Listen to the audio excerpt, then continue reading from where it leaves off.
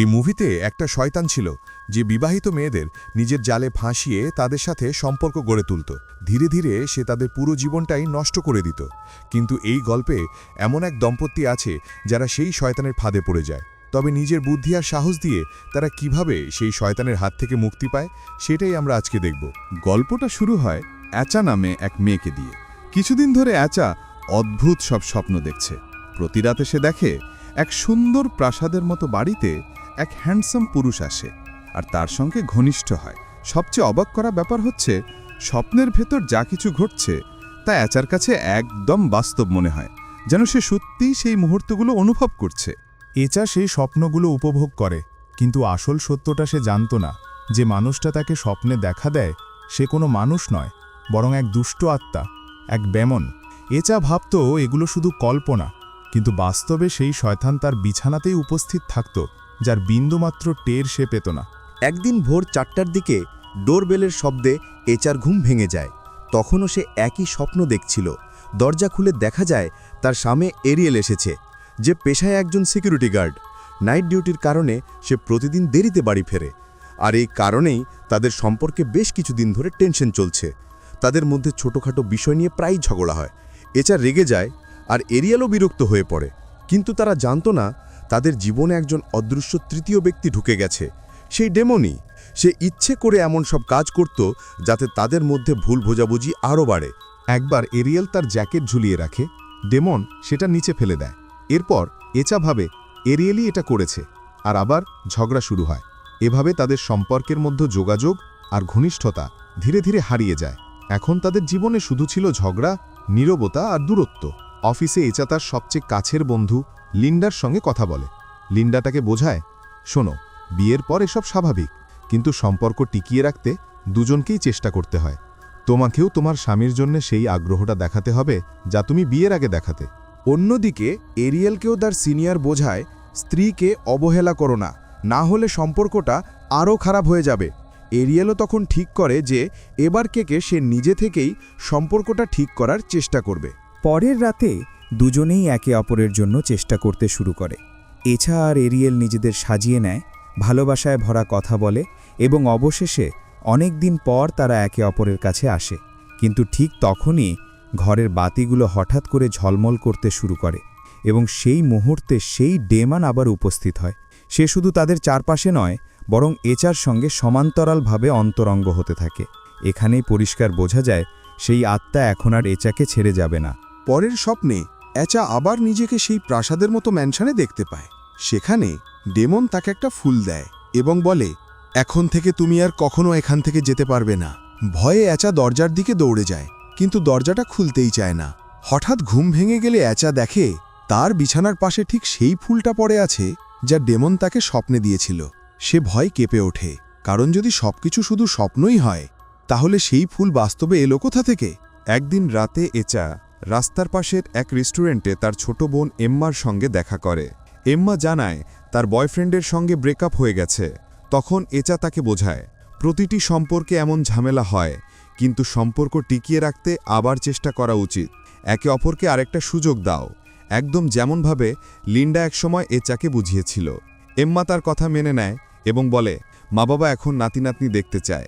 এই কথা শুনে এচা চুপ হয়ে যায়, কারণ তার কিছু শারীরিক জটিলতার কারণে সে দীর্ঘদিন ধরে ওষুধ খাচ্ছিল। এই কারণেই তার গর্ভধারণের সব চেষ্টা ব্যর্থ হচ্ছিল। তাই সে তখনই এরিয়েলকে মেসেজ করে জানায় যেন ওষুধ নিয়ে আসে, আর নিজে এম্মার সঙ্গে গল্পে মেতে ওঠে। এদিকে এরিয়েল তার কর্মস্থলে ব্যস্ত ছিল। হঠাৎ সে স্তব্ধ হয়ে যায়। তার সামনে এচা দাঁড়িয়ে, কিন্তু তখন এচা তো এম্মার সঙ্গে আছে। তাহলে যার মুখ সে দেখছে সে কে? হয়তো সেই ডেমন। এরিয়েল দ্রুত তার পেছনে ছুটে যায়, কিন্তু কিছুক্ষণ পরেই সেই সত্তা হঠাৎ করে অদৃশ্য হয়ে যায়। ঠিক তখনই সে এচার চিৎকার শুনতে পায়। আওয়াজ অনুসরণ করে এরিয়েল এচাকে খুঁজে পায়। সে এক জায়গায় অদ্ভুতভাবে দাঁড়িয়ে আছে, শরীর কাঁপছে, যেন প্রচণ্ড যন্ত্রণায় ভুগছে। দৃশ্যটা দেখে এরিয়েল ভয় পেয়ে যায়, কারণ তার চোখের সামনে দেখা যায় এচার পেট থেকে এক ডেমানিক বেবি বেরিয়ে আসছে। সেই শিশু হামাগুড়ি দিতে দিতে ধীরে ধীরে এরিয়েলের দিকে এগিয়ে আসে, কিন্তু ঠিক তখনই এরিয়েলের সিনিয়র সেখানে এসে পৌঁছায় এবং মুহূর্তের মধ্যে সবকিছু আবার স্বাভাবিক হয়ে যায়, যেন কিছুই ঘটেনি। সেই রাতে এরিয়েল ভয়ে এরিকের সঙ্গে ভালোভাবে কথা পর্যন্ত বলে না, শুধু ওষুধটা দেয় এবং বলে কাল এক ম্যাসাজ থেরাপিস্ট আসবে তোমার ম্যাসাজ করার জন্য। পরের সকালে মোবক সারি এরিকের শরীর ম্যাসাজ করতে করতে হঠাৎ জানায়, তুমি 3 মাসের গর্ভবতী। এই খবর শুনে এরিক আনন্দে ঝলমল করে ওঠে, কিন্তু এরিয়েলের পা হঠাৎ নিস্তেজ হয়ে যায়, কারণ সে জানে তাদের শেষ শারীরিক সম্পর্ক হয়েছিল হয় 6 মাস আগে, নয়তো মাত্র 2 দিন আগে। তাহলে 3 মাসের সন্তান কিভাবে? এরিয়েল নিজের ধাক্কা গোপন করে রাখে। অ্যাচা অফিসে গিয়ে খবরটা সবাইকে জানায়, আর সবাই খুশিতে তাকে অভিনন্দন জানায়। কিন্তু লিন্ডা চিন্তায় পড়ে যায়, কারণ তার মনে পড়ে একদিন সে অ্যাচার বনিতের রক্ত আর পোকা দেখেছিল। তার মনে হয় এই প্রেগন্যান্সি স্বাভাবিক নয়। সে অ্যাচাকে সতর্ক করতে চায়, কিন্তু অ্যাচা তার কথা ভুলভাবে নেয়। সে ভাবে লিন্ডা তার সুখে ঈর্ষা করছে। অন্যদিকে এরিয়েল তার সিনিয়রকে নিজের সন্দেহের কথা জানায়। সে ভাবে হয়তো এচা তাকে প্রতারণা করেছে। সিনিয়র তাকে পরামর্শ দেয়, তুমি নিজে এচার সঙ্গে সময় কাটাও, কথা বলো, দেখো আসলে কি হচ্ছে। এরিয়েলও সেটাই করার সিদ্ধান্ত নেয়। বাড়ি ফেরার পথে এরিয়েল পার্কিং লটে একটা অদ্ভুত জিনিস দেখতে পায়। একটা গাড়ির ভেতরে একটা ডেমনিক বেবি কাঁদছে। তার ভয় আরও বেড়ে যায়। ওই জায়গা থেকে দৌড়ে বেরিয়ে আসতেই সে দেখে সেই একই ডেমন এবার কুলে একটা শিশুকে নিয়ে দাঁড়িয়ে আছে। এখানেই পরিষ্কার হয়ে যায় যে এচার গর্ভে যে সন্তান বেড়ে উঠছে সে আসলে এরিয়েলের নয়, সেই ডেমনের সন্তান। বাড়িতে ফিরে এরিয়েল সন্দেহে ভরে ওঠে। সে এচার ফোন চেক করতে শুরু করে। সেখানে সে দেখতে পায় এচা তার পুরনো এক ক্লাসমেট ড্যানির সঙ্গে যোগাযোগ রাখছে, যে নিজেও তার স্ত্রীর সমস্যায় মানসিকভাবে ভেঙে পড়েছে। এরিয়েলের সন্দেহ আরও বেড়ে যায়, হয়তো এই সন্তানের পেছনে ড্যানিই দায়ী। যখন এরিয়েল সরাসরি এচার মুখোমুখি হয়, এচা ক্ষিপ্ত হয়ে যায় এবং বলে, আগামীকাল আমরা একসাথে ডাক্তার দেখাতে যাব, আমি ডিএনএ টেস্ট করাবো, প্রমাণ হবে এই সন্তান তোমারই। তবে ভেতরে ভেতরে এচাও বিভ্রান্ত ছিল, কারণ তার জানা ছিল এরিয়েলের সঙ্গে তার শেষ শারীরিক সম্পর্ক হয়েছিল প্রায় 6 মাস আগে। পরের দিন চেকআপের সময় সত্যিটা প্রকাশ পায়। ডাক্তার জানায় এচার গর্ভে না কোনো এমব্রিও আছে, না কোনো ফিটাস। অর্থাৎ এই গর্ভধারণ আসলেই ছিল না, এটা ছিল এক ধরনের মানসিক আঘাতের ফলাফল, একটি সাইকোলজিক্যাল ট্রমা। এচার দেহে প্রেগন্যান্সির লক্ষণ দেখা যাচ্ছিল, পিরিয়ড বন্ধ, পেট ফুলে যাওয়া, বমি, কিন্তু বাস্তবে গর্ভে কিছুই নেই। সবকিছু কেবল তার গভীর মাতৃত্বের আকাঙ্ক্ষার প্রতিফলন ছিল। এই কথা শুনে এচা ভেঙে পড়ে, আর এরিয়েল হতবম্ব হয়ে যায়। যখন এচা সব কিছু লিন্ডাকে জানায়, লিন্ডা সঙ্গে সঙ্গেই বুঝে ফেলে এটা শুধু মানসিক নয়, এর মধ্যে অতিপ্রাকৃত কিছু আছে। কারণ সে নিজেই একবার এচার বমিতে রক্ত আর পোকা দেখেছিল। সে সিদ্ধান্ত নেয় এচাকে উস্তাদ জনির কাছে নিয়ে যাবে, কারণ এখানে স্পষ্টতই কোনো ভূত প্রীতের প্রভাব কাজ করছে। জনি যখন এচার দিকে তাকায়, সে দেখতে পায় এচার পেছনে সেই একই ডিমান দাঁড়িয়ে আছে, একজন মানুষের রূপে। জনি শান্তভাবে এচাকে কাছে ডেকে নেয়, তার পুরো প্রেগন্যান্সি ও স্বপ্নের কথা শুনে। তারপর বোঝায় কিছু অশুভ আত্মা আছে যারা স্বপ্নের মধ্যে এসে দম্পতিদের মধ্যে ফাঁক তৈরি করে, তাদের সম্পর্কের ভেতর প্রবেশ করে এবং শারীরিক সম্পর্ক স্থাপন করে। এটা শুনে রাগে ফেটে পড়ে, কারণ তার কাছে সেই সন্তান বাস্তব ছিল, আর তার শরীরের প্রতিটি পরিবর্তন সেই গর্ভধারণের প্রমাণ দিচ্ছিল। রাগে সে লিন্ডাকে নিয়ে সেখান থেকে বেরিয়ে আসে। কিছুক্ষণ পর লিন্ডা এইচাকে শান্ত করতে কথা বলে। বিদায় নিয়ে যখন লিন্ডা বাড়ি ফেরে, রাস্তায় একটা ছোট বিড়াল ছানা দেখতে পায়। গাড়ির চাকার নিচে চলে যাওয়ার ভয় দেখে সে বিড়ালটাকে রাস্তার পাশে সরিয়ে রাখে, কিন্তু কিছুক্ষণ পর যখন আবার ফিরে তাকায়, তার মনে হয় কেউ তাকে অনুসরণ করছে। আর ঠিক তখনই তার সামনে হাজির হয় সেই একই ডেমন, একটা বিকৃত মানব রূপে। সে আকৃতি বদলে লিন্ডার ওপর ঝাঁপিয়ে পড়ে, নৃশংসভাবে তাকে হত্যা করে ফেলে।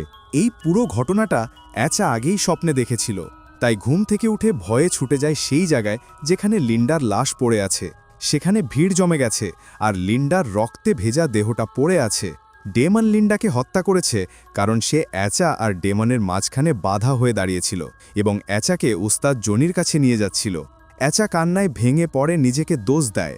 ঠিক তখনই এরিয়েল এসে তাকে জড়িয়ে ধরে শান্ত করে। দুজনেই দেখে অ্যাচার পেট এখন 7-8 মাসের গর্ভবতী মহিলার মতো ফুলে গেছে। অ্যাচা বুঝে যায় জনি যা বলেছিল সব সত্যি ছিল। তখন সে এরিয়েলকে তার সব স্বপ্নের কথা খুলে বলে। আগে বলেনি কারণ সে চায়নি এরিয়েল চিন্তায় পড়ুক। এরিয়েল অ্যাচার ভয় ও কষ্ট বুঝতে পারে, কিন্তু অ্যাচা নিজেই লিন্ডার মৃত্যুর দায় নিজের কাঁধে তুলে নেয়। এরপর এরিয়েল তার ছোট বোন এম্মাকে সঙ্গে নিয়ে আবার জনির কাছে ফিরে আসে। ওস্তাদ জনি এচার ওপর একটি ছোট জিন তাড়ানোর আচার করেন। এর ফলে এচার শরীরের ভেতরে যে জিন বাসা বেঁধেছিল সেটি বেরিয়ে যায়। আসলে ঘটনাটা ছিল এই, একটি জিন এচার শরীরে প্রবেশ করে তাকে নিজের প্রভাবের অধীনে এনে নিজের স্ত্রী হিসেবে মনে করত এবং তাকে মানসিকভাবে ভয়াবহভাবে কষ্ট দিচ্ছিল। কিন্তু জনি সেই জিনের কথায় কর্ণপাত করেননি, বরং কোরআনের দোয়া পড়ে তাৎক্ষণিকভাবে সেই জিনটিকে এচার শরীর থেকে তাড়িয়ে দেন। এই সময়ে এচার পেটে থাকা দানবীয় শিশুটি কিছুটা ব্যথা অনুভব করলেও প্রার্থনা শেষ হওয়ার পর সে পুরোপুরি স্বাভাবিক হয়ে যায়।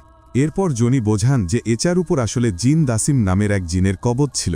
সে এচা ও এরিয়েলের মধ্যে তৈরি হওয়া মানসিক দূরত্বের সুযোগ নিয়ে এচার শরীরে প্রবেশ করেছিল এবং স্বপ্নে তাকে অন্য এক জগতে নিজের স্ত্রী বানিয়ে ফেলেছিল। এচার উপর সেই প্রভাব পুরোপুরি দূর করতে জনি তাকে রুকইয়া করার পরামর্শ দেন।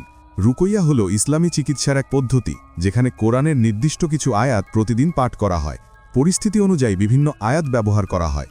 জনি এচার হাতে একটি নির্দিষ্ট আয়াত লিখে দেন, যা তাকে প্রতিদিন পড়তে হবে। বাড়ি ফিরে এরিয়েল ও এচা একে অপরের কাছে তাদের আগের ভুলগুলোর জন্য ক্ষমা চায় এবং নতুনভাবে শুরু করার প্রতিশ্রুতি দেয়। দুজনেই আবার খুশি হয়ে একে অপরকে আরও বেশি সময় দিতে শুরু করে।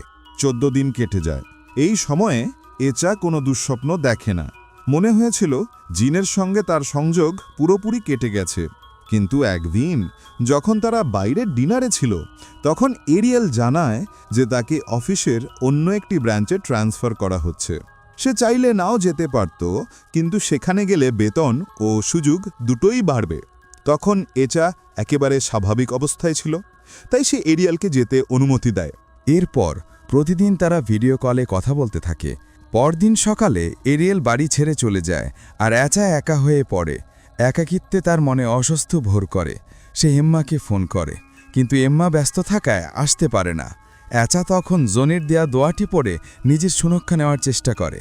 তারপর টিভি দেখতে দেখতে সোফাতে ঘুমিয়ে পড়ে। কিন্তু মনে হচ্ছিল জিনটি আবার ফিরে আসার চেষ্টা করছে, আর এবার তার স্বামীও পাশে নেই। পরের দিন অফিসে ইচাকে দেখে সবাই আচমকা অদ্ভুত আচরণ করতে শুরু করে। তারা প্রত্যেকে পজেসিভ হয়ে যায়, এমনকি কেউ কেউ বলে ওঠে, তুমি আমার। এচা ভয় পেয়ে যায়, বিভ্রান্ত হয়ে পড়ে। রাতে সে এম্মার সঙ্গে বাড়িতে বসে ভীষণ চাপ অনুভব করে এবং নিজেকেই দোষ দিতে থাকে। আমি এমন কি ভুল করলাম যে দানবটা আবার ফিরে এলো? তখন এম্মা তাকে শান্ত করে এবং তারা সিদ্ধান্ত নেয় আবার উস্তাদ জনির কাছে যাবে। ঠিক সেই মুহূর্তে এরিয়ালের ফোন আসে। সে তখন বাড়ি ফেরার পথে। সে এম্মার সঙ্গে কথা বলে দেয় যে যেভাবেই হোক আজ রাতে সে ইচাকে একা রেখে যেতে চায় না। রাতে এম্মা ক্রমাগত এচার সঙ্গে কথা বলছিল। কথার ফাঁকে জানা যায় সে তার বয়ফ্রেন্ডকে আরেকটি সুযোগ দিয়েছে, কারণ সত্যি বলতে তার জীবনে ওই ছেলেটির মতো ভালো জীবনসঙ্গী আর কেউ হতে পারে না। এচা কথা শুনতে শুনতে ক্লান্ত হয়ে পড়ে এবং ধীরে ধীরে ঘুমিয়ে যায়। ঠিক তখনই এম্মা যখন এচাকে জাগানোর চেষ্টা করছিল, হঠাৎ এক দানবীয় হাত এম্মাকে বিছানা থেকে নিচে ফেলে দেয়। তারপর এক অদৃশ্য শক্তি তাকে টেনে ঘরের বাইরে নিয়ে যেতে থাকে। ঠিক সেই সময় ডেমন আবার এচার কাছে ফিরে আসে। রাতে এচা যখন চোখ খোলে, সে দেখে সে আবারও গর্ভবতী। এখানে একটা বিষয়ের ভুল বোঝা ঠিক হবে না। এত দ্রুত গর্ভধারণ হলো কিভাবে? কারণ দানবীয় সত্তাদের জগতে সময় আমাদের মতো চলে না। আমাদের জন্য কয়েক ঘন্টা তাদের জগতে কয়েক মাসের সমান হতে পারে। অর্থাৎ জিনরা সময়কে নিজেদের ইচ্ছে মতো নিয়ন্ত্রণ করতে পারে। নিজেকে আবার গর্ভবতী বুঝতে পেরে এচা নিজের পেটে প্রচণ্ড ঘুষি মারতে শুরু করে। রক্তপাত শুরু হয়। কষ্টে সে ঘর থেকে বেরিয়ে আসে এবং পাশে অচেতন অবস্থায় পড়ে থাকা এম্মাকে দেখতে পায়। কিছু না ভেবে এচা সোজা রান্নাঘরে যায়। একটি হ্যাঙ্গার হাতে নিয়ে নিজের পেটের দানব শিশুটিকে মেরে ফেলতে চায়, কিন্তু এবারও কোনো কাজ হয় না। কিছুক্ষণ পর এরিয়েল বাড়িতে ফিরে আসে। সে এচার অবস্থা দেখে তাকে ধরে রাখে এবং এম্মাকেও জাগায়। তিনজন মিলে সময় নষ্ট না করে সরাসরি ওস্তাদ জনির কাছে যায়। জনি এচাকে বিছানায় শুইয়ে তার হাত পা বেঁধে দেয় এবং তার দল নিয়ে দোয়া ও প্রার্থনা শুরু করে, যাতে দাসিম নামের সেই জিনটিকে এচার শরীর থেকে বের করা যায়। এই সময় এচা স্বপ্নের জগতেও পুরোপুরি পোজেসড থাকে। দাসিম তার হাতে আক্রমণ করে, আর সেই দাগ বাস্তবেও এচার হাতে ফুটে ওঠে। দাসিম এচাকে শক্তভাবে চেপে ধরে, আর এচা দানবের প্রভাবে বাস্তব জগতে চিৎকার করে ওঠে। তবু জনি ও তার দল প্রার্থনা চালিয়ে যায়। হঠাৎ এচার বিছানাটা বাতাসে ভেসে ওঠে। দাসিম তাদের ভয় দেখাতে চায়, কিন্তু জনি এক মুহূর্তের জন্যও থামে না। এরিয়েল দ্রুত এচার কাছে ছুটে যায়। তার হাত ধরে বলে, তুমি এই দানবের প্রভাব থেকে বেরিয়ে আসবেই। আমি তোমাকে কখনো হারাতে চাই না। এচা সব শুনছিল, কাঁদতে কাঁদতে সে তাদের বিয়ের মুহূর্তগুলো মনে করে ফেলে। তারপর সে সেই কোরআনের আয়াতগুলো পড়তে শুরু করে যা জনি তার জন্য লিখে দিয়েছিল। সেই আয়াতের শব্দ শুনে দাসিম যন্ত্রণায় কাঁপতে শুরু করে। প্রার্থনার আওয়াজে পুরো ভবনটা কাঁপতে থাকে, দরজা পর্যন্ত ভেঙে পড়ে। ঠিক সেই মুহূর্তে এচা নিজের শরীরে ফিরে আসে। চোখ খুলতেই সে সম্পূর্ণ স্বাভাবিক হয়ে যায়। এরিয়েল আর এম্মা আনন্দে তাকে জড়িয়ে ধরে। এরপর দৃশ্য এগিয়ে যায় 6 বছর পর। এচা ও এরিয়েলের এখন এক সুখী পরিবার, তাদের 2 সন্তান, এবং তারা নতুন বাড়িতেও চলে গেছে। একদিন এচা তার ছোট বোন এম্মাকে জিজ্ঞেস করে, আমার বড় ছেলে আরকা কোথায়? এম্মা জানায় সে গেটের পাশে খেলছে।